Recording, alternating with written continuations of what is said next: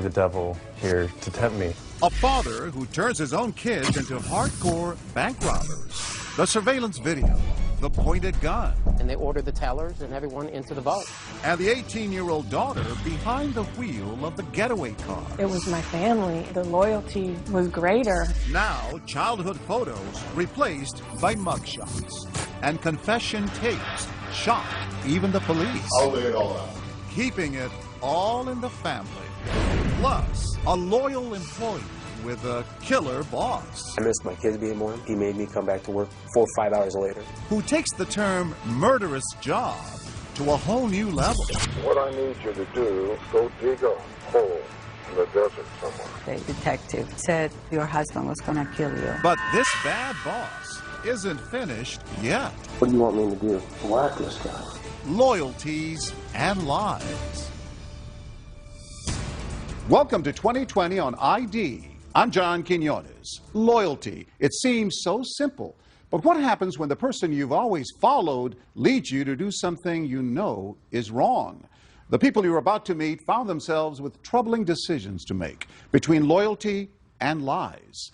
First, 2 teens and the father they worshipped. But as Matt Gutman first told us in 2013, the dad who was supposed to show them the right way to live instead showed them the way right to prison. It's an all-in-the-family crime spree. That's dad in a mask and son in a fake mustache. It was a family affair, all right. A father on an outing with his 2 kids, but they weren't out for fast food. They were hungry for a fast buck. These 3, the Cat family, didn't look like the typical jailbirds in the FBI's most wanted list.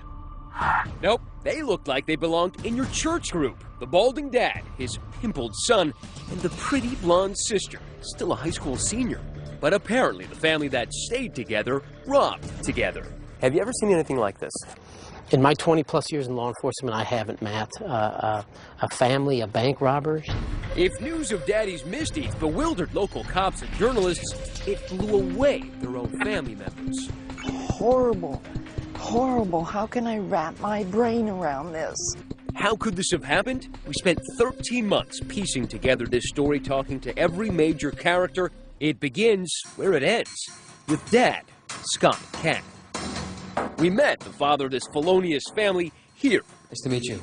Nice to meet you. Behind 2 inches of glass at the Fort Bend County Jail in Texas. It is shocking to me because I've never been in trouble before. That would be the first of many lies he would tell us. Back then, we couldn't have known this tale would have more twists than a knotted rope, especially given how Cat started life. The homemaker mom and a dad who worked at the local bank. Good student? He was a football star. Everyone, especially his mom, remembers him being so likable. Scott, he was so much fun. Great sense of humor. Always wanted to make us laugh. Scott Cat fell in love and married his high school sweetheart, Beth, a champion swimmer. She called him her handsome cowboy. What was Beth like? Beth? Oh, very, very loving. Good mommy. Terrific mother. It seemed like they had it all. They really did. He became a structural engineer, and the all-American family settled into a 4-bedroom house with a front porch tucked into Oregon's wine country. They both had great jobs. They both had great cars. They had the 2 kids. They had the dog. Everything that you work so hard to do. Money, family, love. Scott and Beth had everything until Beth was diagnosed with breast cancer.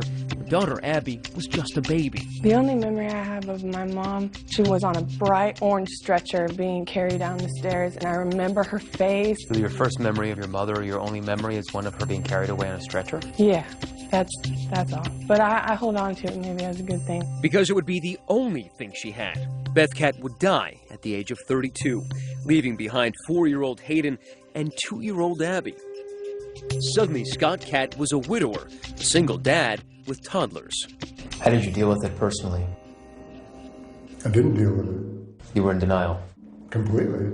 I was in denial about needing help, about grieving, about depression, about my ability to raise them by myself. You know, I started drinking heavily. What does heavily mean? Well, a fifth a day. A fifth of vodka or Jack Daniels a day.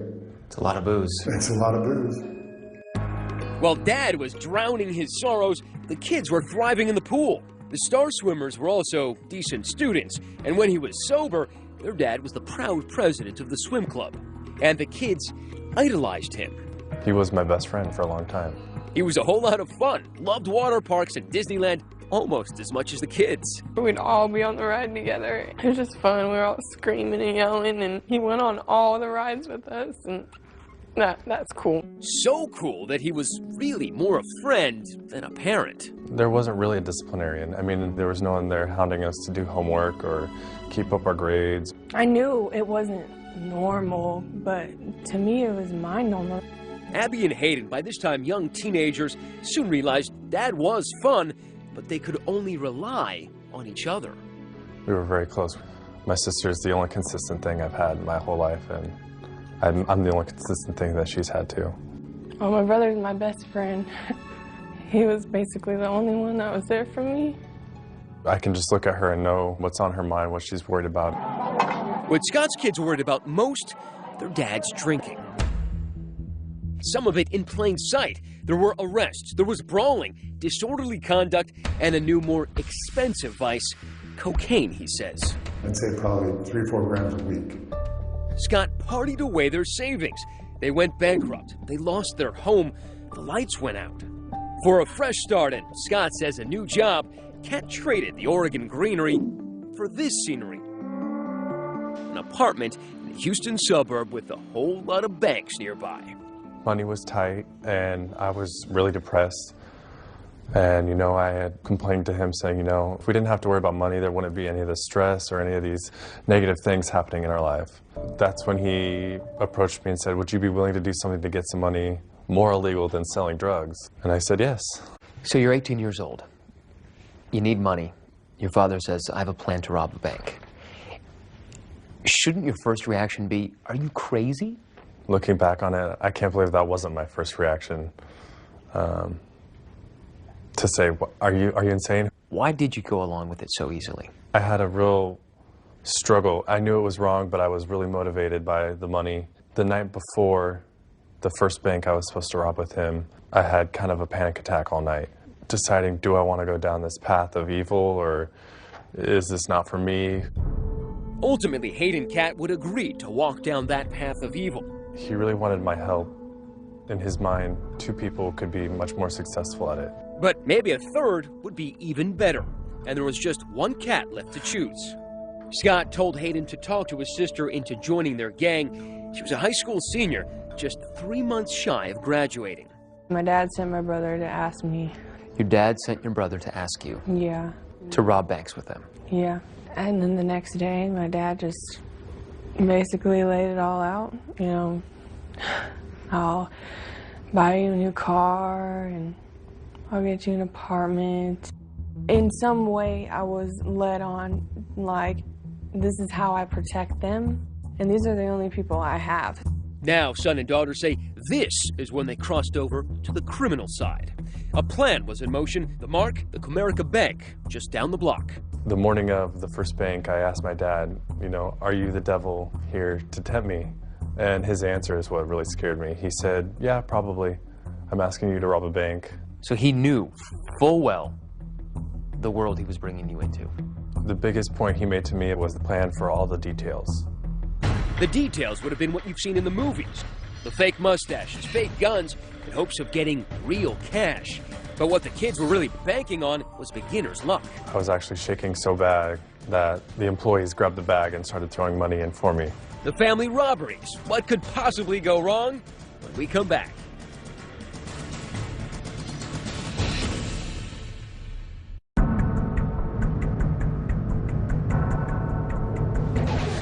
.93-degree Texas heat. The Cat family wasn't headed to a water park, but to a stick-up, a small bank in a strip mall. The man with the gun was Scott Cat, and along for his first heist, his apprentice, his 20-year-old son, Hayden. Their disguises? Painters' masks and white overalls. Outside, waiting in the getaway car and communicating with the men on walkie-talkie, 18-year-old Abby. Once we walked into the bank, then it was on.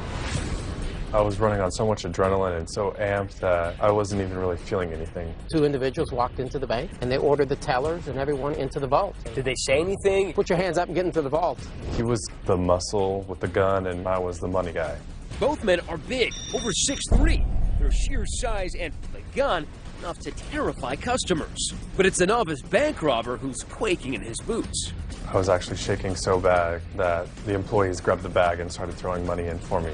In Hayden's hands, more money than he'd ever dreamed of. How much does $50,000 weigh? I'd say about 15 pounds. With their garbage bag full of cash, they sprint out of the bank to the getaway car, which has been outfitted with stolen plates. The wheelman, a frightened teenager. I was scared. It's just something you just like want to be over with.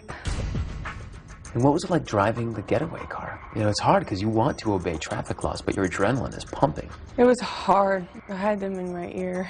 My dad would yell at me to not drive fast, so I didn't. Despite the heckling from her backseat driver dad, the reluctant 18-year-old gets them to their apartment, half-mile away, undetected. The heist had gone off without a hitch, just like Dad had promised. Was there a woohoo moment? Not till we got home. With her sack full of 50 grand, the spending began.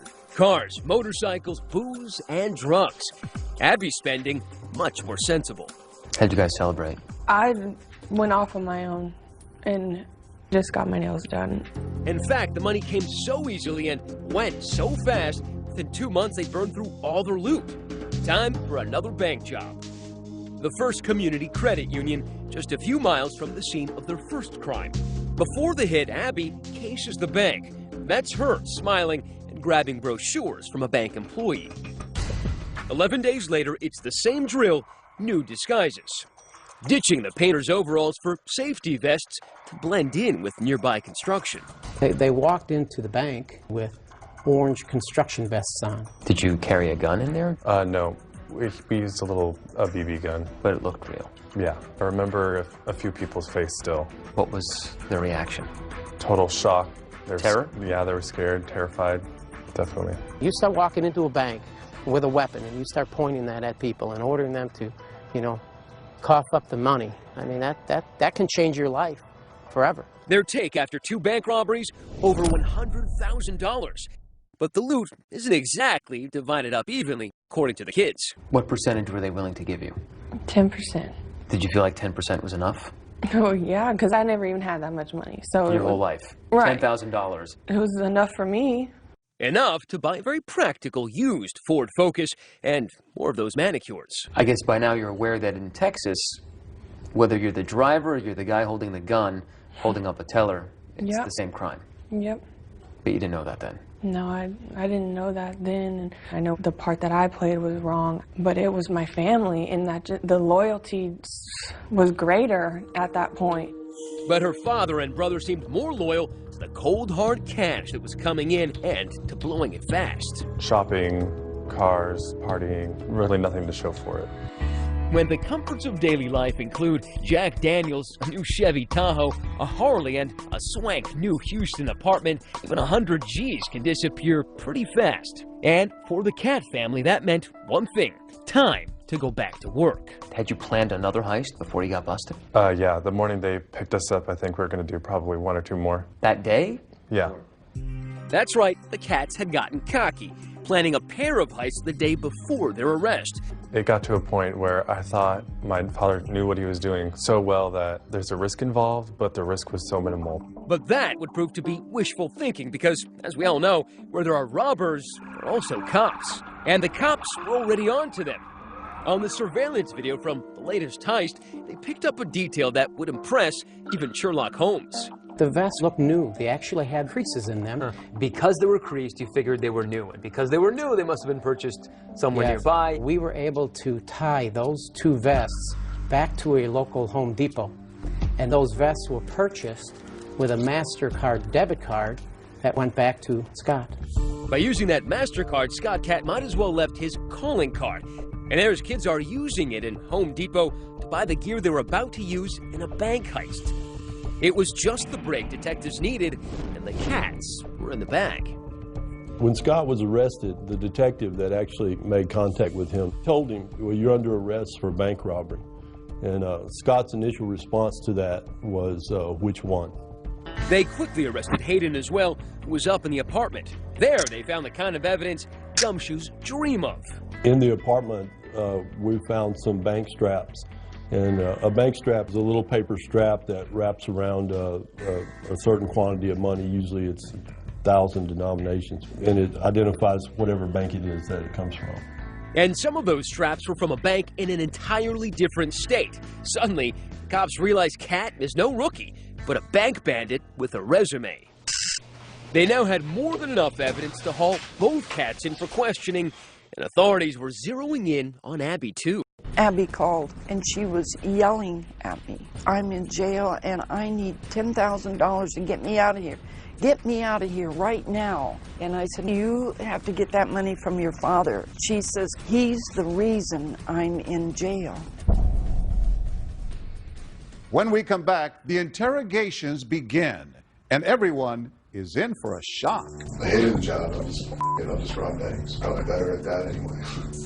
And his children weren't the only family members he'd conned. I picked up our local newspaper, and I said, oh, son, if I didn't know better, I'd say that was you. Stay with us.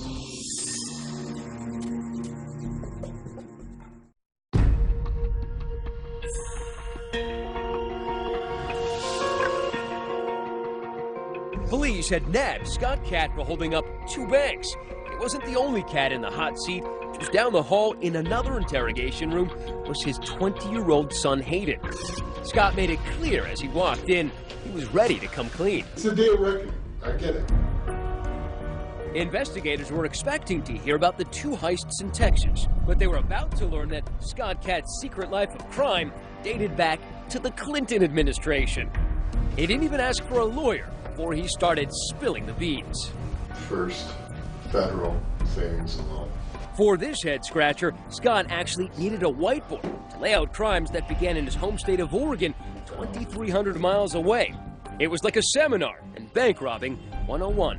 So this was number 1. This was number 1, so I'd say I got about like $2,500, roughly. In total, Scott would confess to having robbed 5 banks in Oregon before even setting foot in Texas. I can go in there and just slam it and be out. I'm surprised he was able to, remain undetected, especially when one of the banks he robbed was in his hometown. You would think that someone would have known him. In fact, someone did. It was Scott Cat's own mother. I picked up our local newspaper, and on the front page was a picture of a man that robbed our local savings and loan, and that is where his father retired from. He worked at the bank? Yes. And I looked and I saw this frame of this big man, and I said, oh, son, if I didn't know better, I'd say that was you. And he grabbed the paper from me, and he looked at that, I remember so vividly, and he said, yeah, it does kind of. But a mother knows what her son looks like. Oh, I know, and his hands, I know his hands. And Scott said, well, he didn't get very much money. But her son was honing his skills, and you know what they say about practice. With each hit, he was banking more and more money. That one I got close to 30, because by then I had figured out that there were 2 cash drawers, so I made sure that I got both cash drawers. I selected a bank based on accessibility and escape. He didn't just see a bank and decide to rob it the next day. He would plan for weeks at a time. How many of those did either Hayden or Abby know about? None. This was all just... Not a one. I mean, you got to think back. They're still pretty young here. Scott says it was a job opportunity that brought them to Texas in early 2012. By then, Abby and Hayden were teenagers. Well, I had a nice chunk of money to come to Houston, right, and I blew it. Partying. I just blew it. The cash tasted so sweet, Cat craved more, soon blowing off that job in Houston to focus on his more lucrative gig. I hated the job. It was a really bad job. I'll just rob banks. I'm probably better at that anyway. And in his new full-time job, he knew more help could mean more money.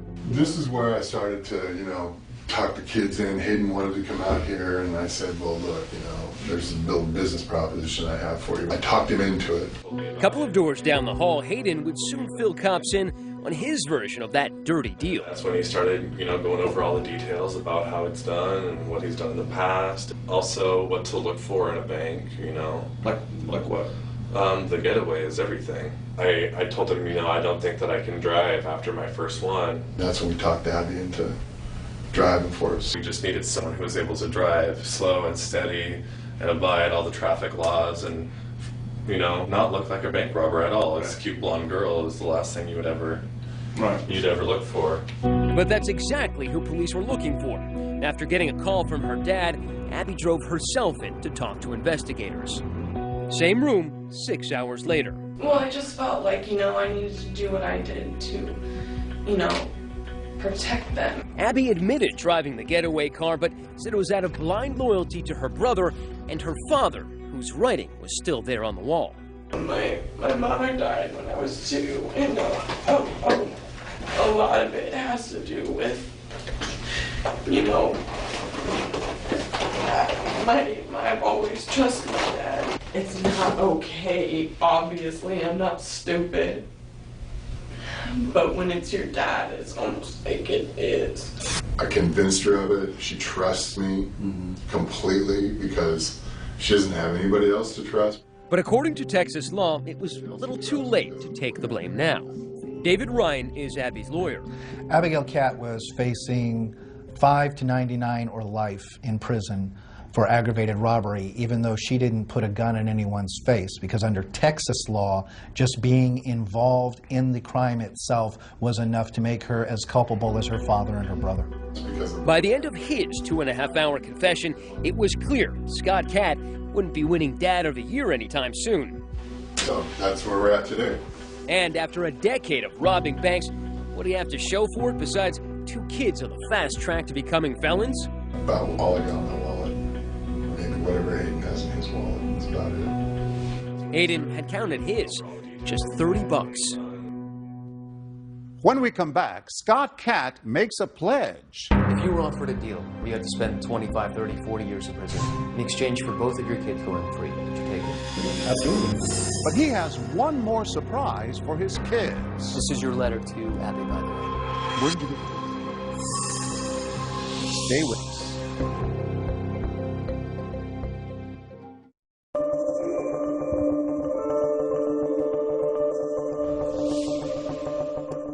The pretty house with the wraparound porch in Oregon is now in the Catt's rearview mirror. Their new home is the big house behind the bars of the Fort Bend County Jail in Texas. The family had been held in separate cell blocks and hadn't seen each other in over a year.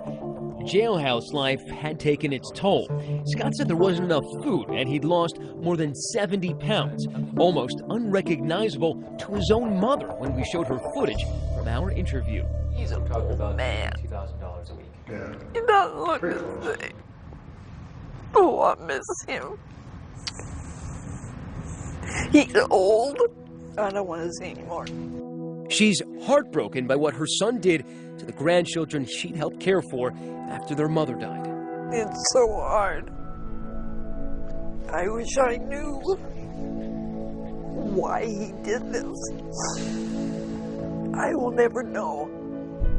When we sat down with Scott, he wanted us to believe he was a changed man, a father who would do anything for his kids.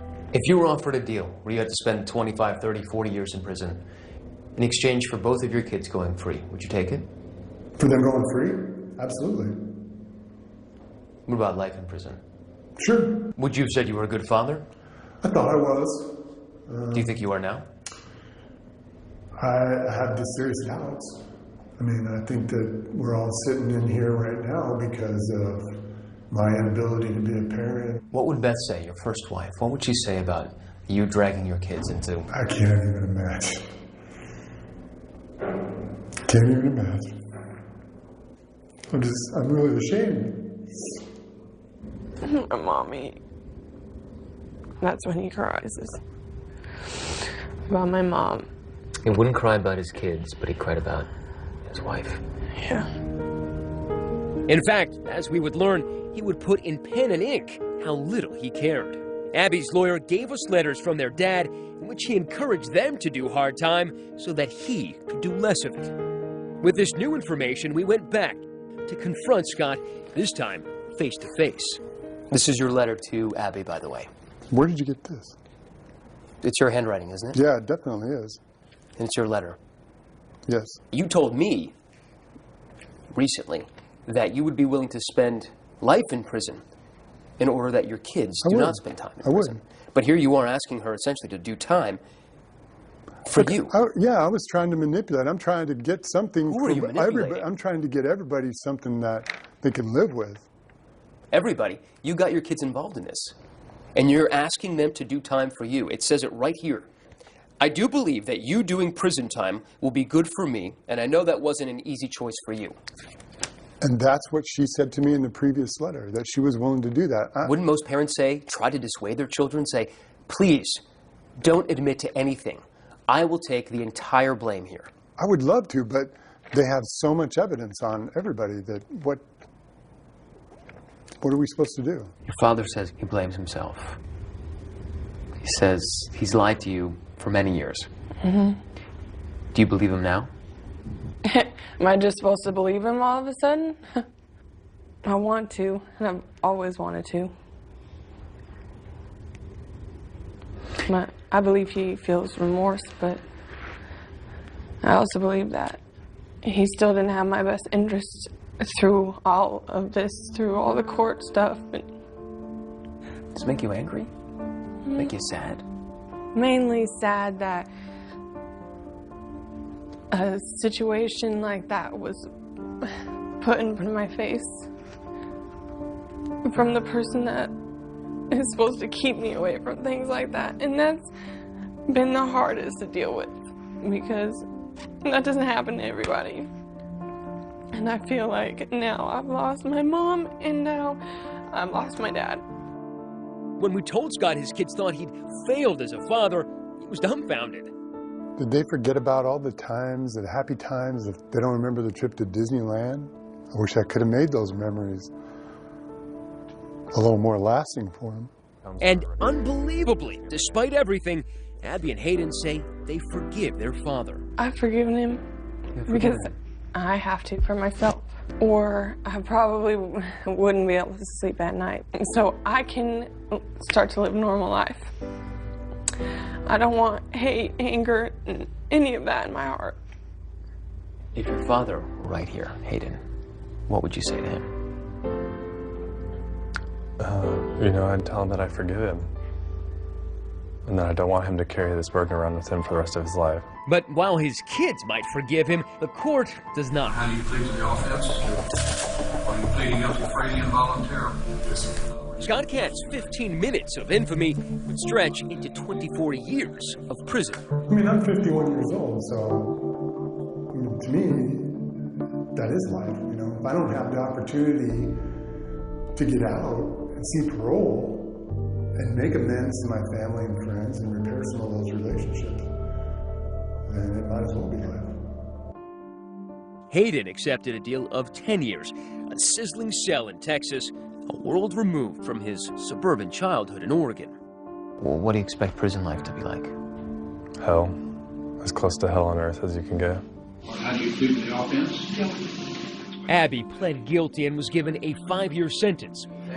Sheriff Troy Nels was so disturbed by Scott's manipulation of his kids that he's decided to help Abby.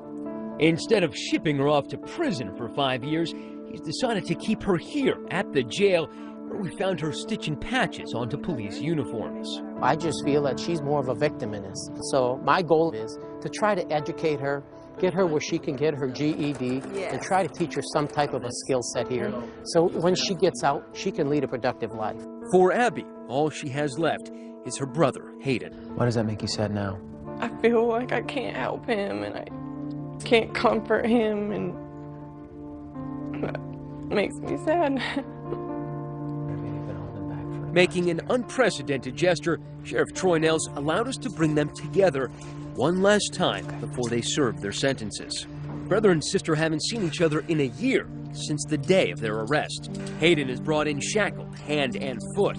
And the jailhouse rules were strict. No touching. The soulmate siblings couldn't seem to help, reaching out. Abby. Breaking one last rule. Are you doing okay? Yes. Okay. I'm just happy to see you. Yeah, me too. Abby, I'm sorry, okay? I don't blame you for anything, Hayden. Just know that I love you forever. I love you too. I don't blame you for anything. Nothing. It's gonna be a long time until I see you. I know. I love you. I love you too. Can I give him a hug? No, I can't hug you. No? No. And on the spur of the moment, we asked the sheriff for one more act of kindness. You guys want to give each other a hug. The sheriff says it's okay. Really? Oh.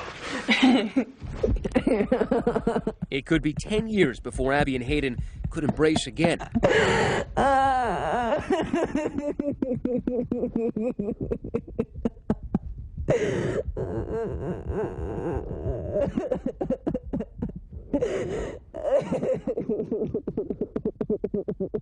Listen closely.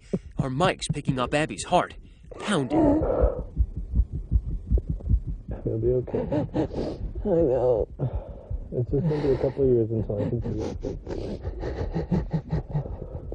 I love you. Abby, I love you too. I know.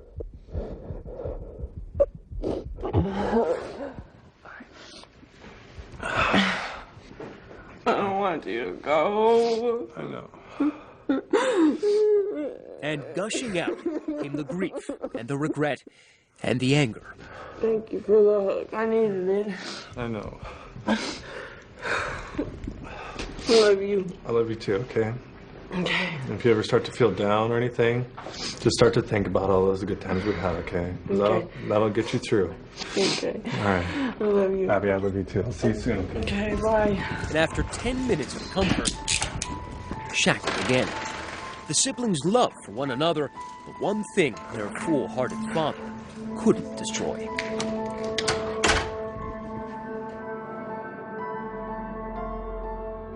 As of 2015, Scott and Hayden Catt remain in prison. Abby hopes to attend college upon her release with the help of a woman who saw her story on 2020. She and Hayden stay in touch by writing to each other as much as they can. Coming up, an impossible boss and the employee at his beck and call. I needed a job and I had a family, so I did what I was told. But just how far would he go? Go dig a hole in the desert somewhere. When we come back.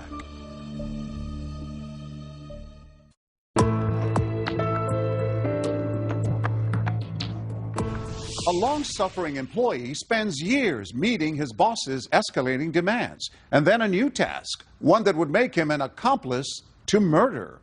As Jim Avila first told us in 2013, the question was, would he follow orders or take the lead straight to the police?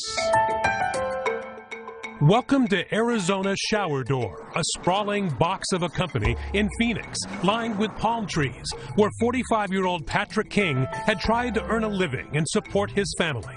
That is, until he got a call from his boss to meet him here in this bank parking lot for a special favor. That's Patrick's truck. Inside is Patrick and his boss, Fred Nadler, and this is their day-off conversation.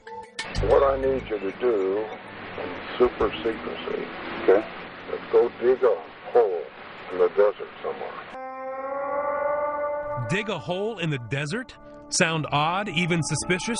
Not to Patrick. In fact, it was just the kind of thing he was expecting after 5 years of working for Nadler, a self-made millionaire and owner of Arizona Shower Door, whose corporate credo was as clear as the glass he peddled.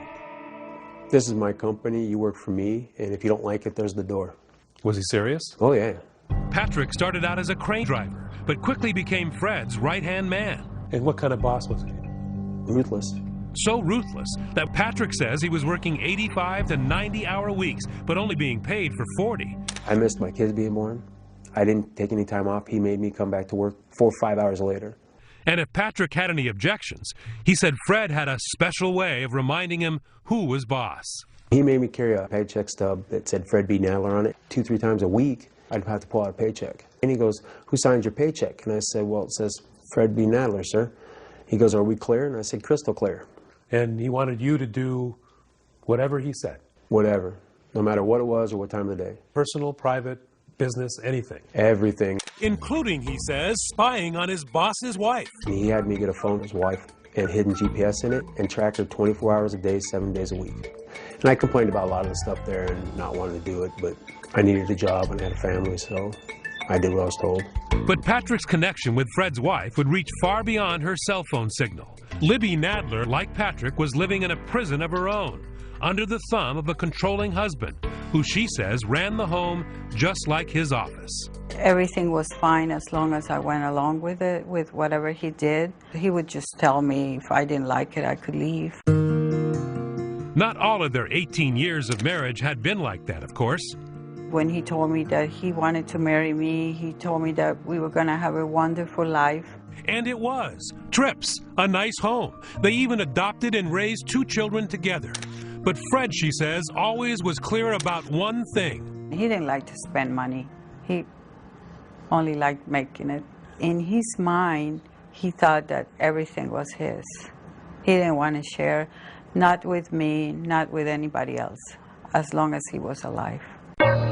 Which meant divorce would be a little tricky. That's when, according to Patrick, Fred's behavior took a twisted turn. He started dropping these little subtle hints and say stuff like, it's getting me a lot of money for you. Coming from a boss who allegedly thought worker pay was optional, the promise of a big bonus seemed to Patrick a major red flag. Sure enough, 3 days later. My phone rings, caller ID, and it said Spike on it. And he goes, we need to meet. Which brings us back to this parking lot. And as soon as I stopped here, he got up, started walking over. So he comes over, and as soon as he gets in, I hit record on this recorder. And I have it sitting right here, and I push record, and I set it right here on the ledge. We're sitting here talking. What I need is somebody I can trust. That's me. Let's go dig a hole in the desert somewhere. That's easy to do, especially in Arizona. That's right. You got to do it at such a time and a place that nobody can see you do it.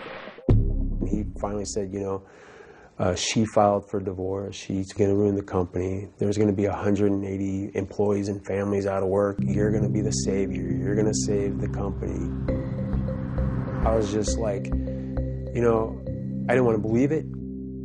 I will give you a bundle to put in that hole, okay? I'm not telling you what's going to be in the bundle. Be wrapped in a blanket or a sheet or something.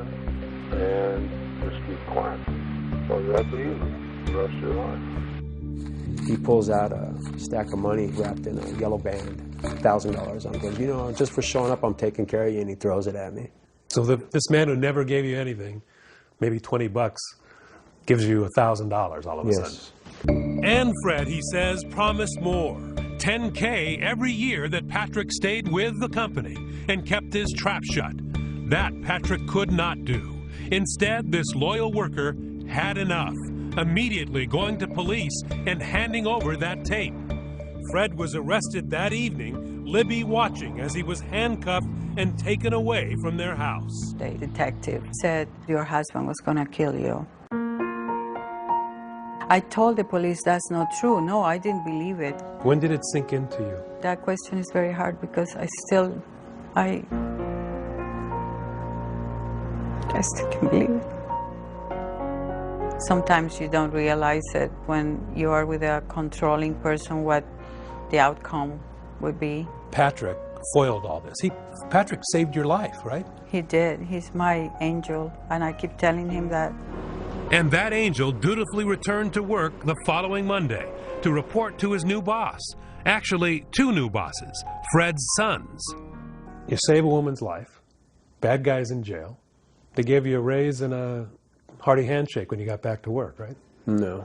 His reward for saving a woman's life? Patrick was put on paid leave. Then, he says, out of the blue, 6 months later, he was sacked. His parting bonus, a phone call from the prosecutor who was about to take Fred Nadler to trial. And he goes, we have him hiring somebody to come and kill you before the court date. He doesn't want you on the stand. You have a seat right here, buddy. Fred, according to prosecutors, was up to no good, even from behind bars. Nope, it's us alone. Caught on tape again. And this Santa Claus lookalike had an early Christmas gift for his ex-wife and former employee.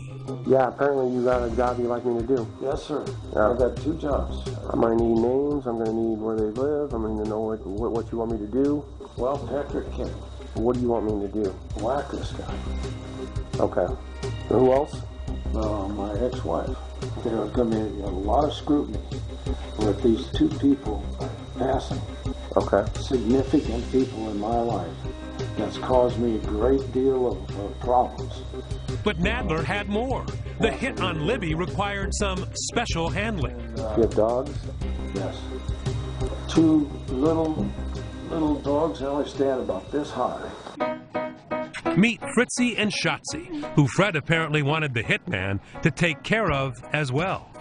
They're my love of my life. If there's anything I do love that's left, it's my 2 little puppies. So I just like to make sure if it's a day or 2 before somebody finds someone, that they have plenty of water and there's a bag of dog food in the laundry room. Just make sure they got a little something to eat for a while. Nadler might not see Fritzy and Shotzi for a while. He's charged with conspiracy to commit murder and conspiracy to commit abandonment of a body. Even though the ordeal has turned his life upside down, Patrick says he has no regrets. You're a working man, right? You're struggling to make life good for your family. Here's a guy who's offering you at least 10 grand. Were you ever tempted in any way to go on with this? No. I don't care if he would have whipped out $1 million right there on the spot. It would have been the same outcome. As of 2015, Patrick King still lives and works in Phoenix. He says he continues to worry about Fred Nadler's threats on his life. He and Libby remain in touch. As for Fred Nadler, the charge of conspiracy to commit murder was dropped. In exchange, he pled guilty to attempted kidnapping and was sentenced to 8 years in prison. I'm John Quinones. Please join us next time for another edition of 2020 on ID.